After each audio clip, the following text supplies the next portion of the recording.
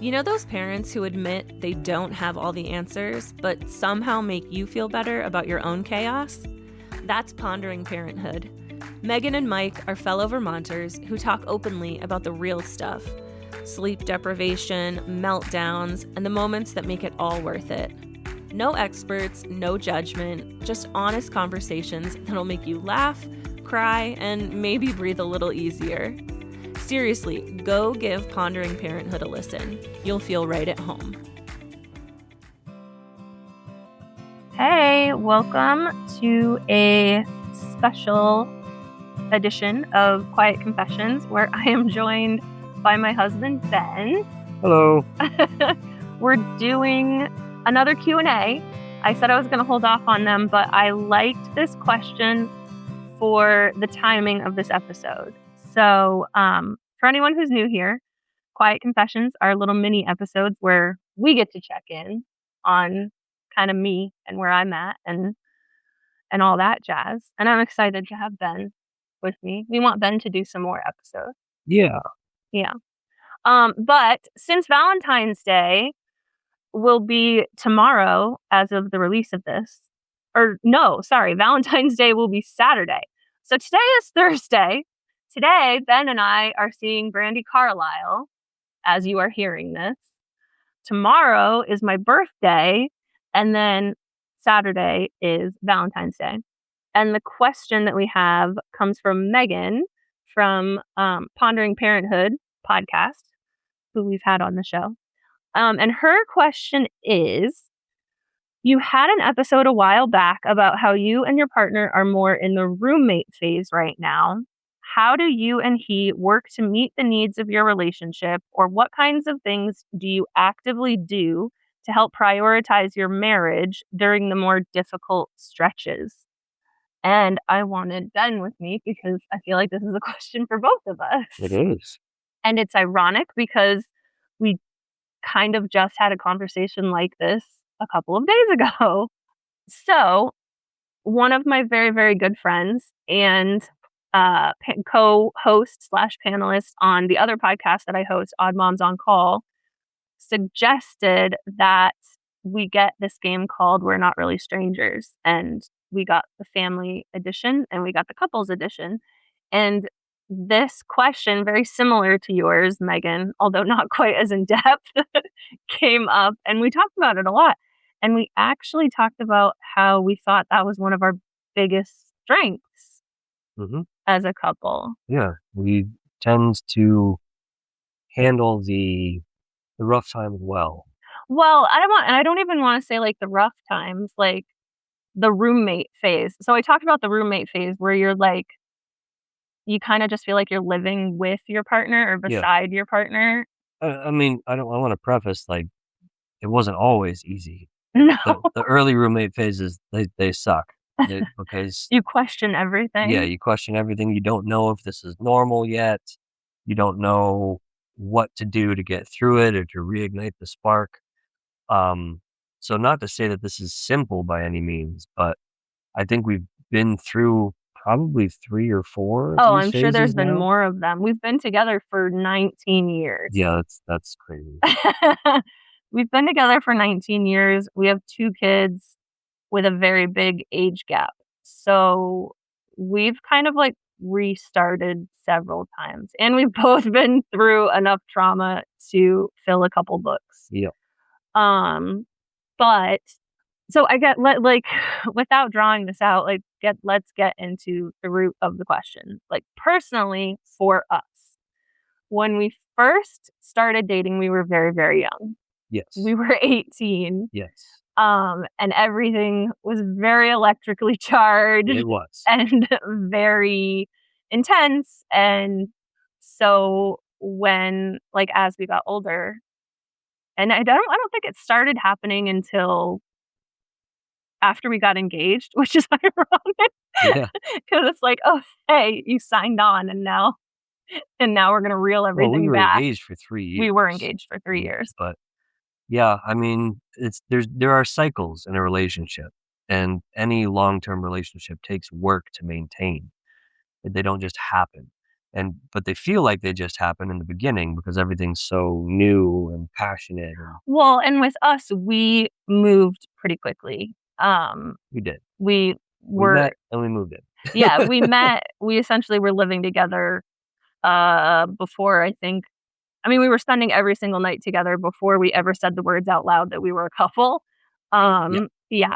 So anyway, so when that first cycle hit where things like we weren't being physically intimate very much to the disappointment of Ben, it was more me that had cooled down, not him. Yeah, I was still, what, You 19, were 20? 20. Yeah, 21, I think. Hot-blooded male. Let's not play into stereotypes. Okay. I'm just going to say that's your personality, which has calmed down over the years.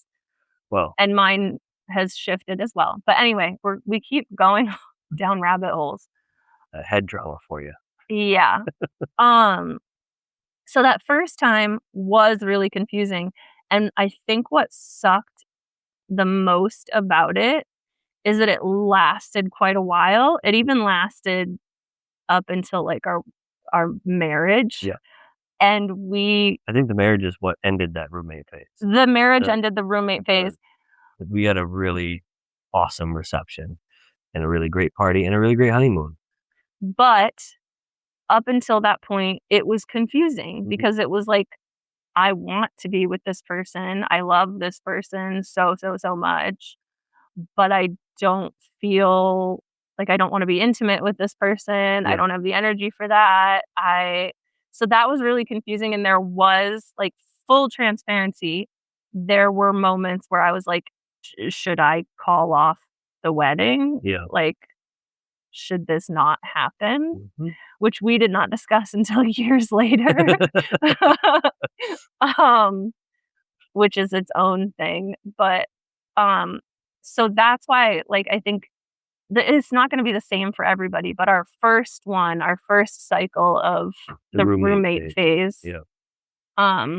It was confusing and it was scary, and there was a time when we didn't think it was going to work. That it was going to work. Yeah. But I think, and we didn't even talk about it at the time. I don't think we had the tool to talk about it. We were both very young. We were young. We were very stressed in jobs that, I mean, I liked my job, but it was incredibly high stress. It was 10-hour days with like no breaks and crying, screaming babies all the time. I did not like You my did job. not like your job. No. So we were not in the best headspace, and we didn't talk about it for years later, but we just, I mean, for me, so I'll speak for me personally. I just decided, I was like, I'm not going to throw away the last 6 years of this relationship that I'm very invested in, because right now I feel a little funky about it. Yeah. And we didn't talk about it, and we got married, and things were really good after we got married. And that is not to say if you're in a relationship and you're having doubts that you should just get married. Yeah. But I think it speaks to how invested you are in a person. Yeah. And again, we were together for 3 years and then engaged for 3 years. Like, we were together for 6 years before we got married. Yeah. A lot of relationships move faster than that. So in some ways we moved fast. In some ways we moved pretty slow. Yeah. But I mean, for me, the wedding was just a piece of paper. Like, it didn't. Getting married was just a piece of paper. I was already committed to for me, it was just a party. Yeah. Yeah. But so since then, because we are rambling, we have gone through that phase several times and for several different reasons. Yep. And each time it has become not scary anymore. Yeah, I think it's become easier to manage because you recognize the cycle. You recognize that this is not a permanent alteration to your relationship, as long as you're willing to work at it. I think the trap that a lot of couples fall into is when they get into this roommate phase, they stop doing the work of the relationship. They just assume that we're growing apart. Like, I think you have to choose to grow together. I don't think it just happens. Well, and not to get like, my whole thing is not to get preachy. Like, I want to speak on just our experience. And So again, for me personally, when I would get to the roommate phase, I've said this to you so many times, like, the way that I love you has nothing to do with our physical intimacy, or like, that's an added bonus, that's great. But, like, even when we are in spaces where we just kind of exist in the same space, I still feel so much love for you because we exist in the same space. Like, being near you feels safe and warm and right. And so for me, even when we're in the roommate phase, I don't doubt our relationship. You struggled with that a little bit more. Well, I still struggle with it more because I'm very much a physical touch, love language kind of person, if you believe in such things. And the the lack of intimacy, the lack of just hand holding, hugs, kisses, that kinds of thing, those kinds of things really used to really take a toll on me. And it still, isn't pleasant, but I've learned to recognize that it's a temporary phase and that, like you say, your feelings for me haven't changed. So in the past, a lot of the struggle was feelings of inadequacy, like I'm not attractive anymore, I'm not desirable anymore because you're in this phase where you just want to just live in the same building. Um, You've become a little more secure. yes, I've become more secure and I have become more open to accepting different styles of love other than just the physical. So I take a lot of pride in being able to take care of you when you're having your flare days and like making you meals and getting your ice packs and helping you to feel better. I like being able to take care of the kids and the dogs while you rest. Um, it can get stressful, obviously, but it's one of those things where I know that because I'm doing things that are above and beyond what I would typically do and above and beyond what I'm typically comfortable with, that I am showing you that I care through my actions rather than through physical touch.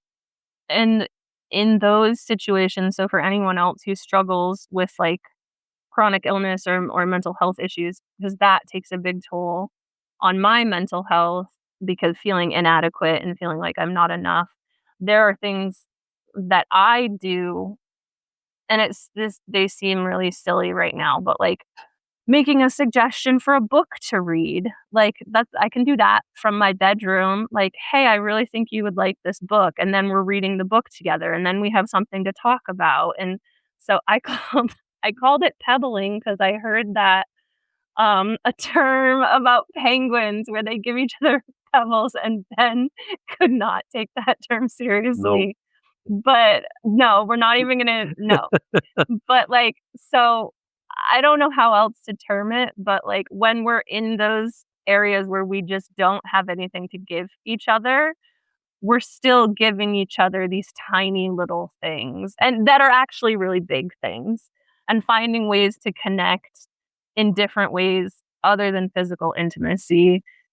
And I think that's where the work comes in, putting in the effort to find other ways to reach out, to give gifts, to connect, and Will demonstrate that you demonstrate that you care. care and to demonstrate other forms of intimacy. It took a long time for me to understand that physical intimacy wasn't the only way to go. Well, and let's be 100% transparent. We were in couples therapy for, like, a year and a half, Yeah. and it had nothing to do with us being afraid that we were gonna get divorced. No. It had nothing to do with us being afraid that our relationship was ending. We just wanted to strengthen our skills, and the most ironic thing is that what we thought was our strongest, like, asset as a couple, and I still think it is, we still had a lot of work We to do really on did. it. We had a And lot of people work. would always tell us, like, "You guys are so good at communicating," and we're like, "Yep, we are really good at communicating." And then when we did couples therapy, we're like, "We could be a lot better at communicating." So, like, what you're hearing us talk about right now, that is a product of us working really hard Yeah. in therapy, Yeah. and also going through this cycle several times. Yeah. Um, so, like, Megan, I hope that this isn't like too many rabbit holes. Oh, jeez. But like, this is just our personal experience. Yeah. This Not is speaking for not everybody. this is not going to be everybody's experience. But for us, and especially like, tying it back to parenting, this is the first right now we are recording on a Saturday morning, and this is the first child-free morning we've had in I can't tell you how long. I don't remember. So we don't get these little moments other than when the kids go to bed, and usually we're very, very tired at that point. But again, not sponsored. I'm not sponsored by anyone, but suggestion, get that game We're Not Really Strangers, because that created it was like 20 minutes. We played it's just a card game where you ask each other questions, and that sounds really stupid, but these questions we had really, really good conversations that came out of these questions. Yeah, we did. So shout out to Britt from Odd Moms on Call, and shout out to We're Not Really Strangers. And our kids love the game too, the kid version. They love that too. Well, our kid. Our 3-year-old doesn't care at all, but our 9-year-old really likes it. But yeah, you know that I'm not going to give you advice, and I'm not going to tell you that every situation is going to be like ours. And we are far from power couple. We've been dealt a lot of challenges, and we still are dealt a lot of challenges. And I think that going through those challenges and always remaining kind of a united front doesn't mean we don't argue. We absolutely argue. But remaining a united front and knowing that our priorities are the same. Yeah. I mean, if someone asked us our priorities right now, it's our family. Mm-hmm. Our family comes first. Our kids come first. The end. Like, there is no ifs, ands, or buts about it. So knowing we're on the same page, and knowing that we've been through some really scary shit. That when it's quiet and when it's not, when things aren't, it doesn't have to be fiery and passionate. It's like, okay, I love you, right? Yeah, I love you too. Okay, cool. I'm going to go play video games, and I'm going to go read a book. That's one thing. That's not where I was going. But I think that once you've navigated through a roommate phase, and if you and your partner, for whatever reason, have had to navigate through any kind of trauma, if you can make it through those obstacles, you will be stronger on the other side. You'll be more comfortable with each other, as long as you're communicating. You may be. Ben is very different than I am. Ben is a teacher at heart, even though he doesn't feel like he is, and he very much wants to like give advice, whereas I am like, this is a sacred space. This is our experience. Listen, if you want to fix it, this is what you do.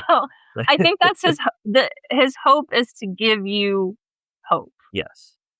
That there is light at the end of the dark. Well, and everything's a cycle, and nothing is permanent. Yep. Joy isn't permanent. Despair isn't permanent. None of it's permanent. So you ride the waves and you communicate, and that's how we navigated those times. We pebble. Oh, God. I can't with that. And yeah, we just show love through, I guess, like acts of service and connection. Yeah, another big thing for me, and it's something that I tell my kids all the time, is focus on what you do have and less on what you don't. So that can be really challenging. Yes. Especially if you're in a bad headspace. Yes, it can be very challenging, but it is a conscious choice and a coping mechanism that I use to stay positive when things are really hard. Well, and that goes with my DBT skill that I've talked to you guys about, like what's not wrong. Yes. It doesn't have to be toxic positivity. It doesn't have to be shoved down the things. Like, you don't have to be like, okay, well, this really sucks, but I shouldn't think about that. It's more like, okay, in this moment, let's ground what's not wrong right now. Yes. Like, we have a wood stove going, even though it's wind chill -30 outside. Like, that's not wrong. We're warm. Mm-hmm. We're warm right now. So we are quickly approaching that 30-minute mark. So I'm going to wrap us back around. But Megan, I'm so glad that you asked that question because I was really excited to be able to record with Ben. I want Ben to do more episodes. Listeners, if you have questions for me or for Ben, shoot us a message on Instagram or Facebook. I don't check Facebook as often. Or you can email us at chelsea@quietconnectionpodcast.com. And yeah, my advice is always refill your water bottle and do something nice for yourself. I don't know. Do you have any parting words? Well, if it's the weekend and you can do it, take a nap. Take a nap. We will be taking a nap before we get our children back. So, yeah. So we are going to be seeing Brandy Carlisle. So, yay. Tomorrow is my birthday. Happy birthday, me. And then I hope everyone has a lovely Valentine's Day. No matter what your situation is, just show yourself a little bit of love. Yeah. We'll see you next week. See ya.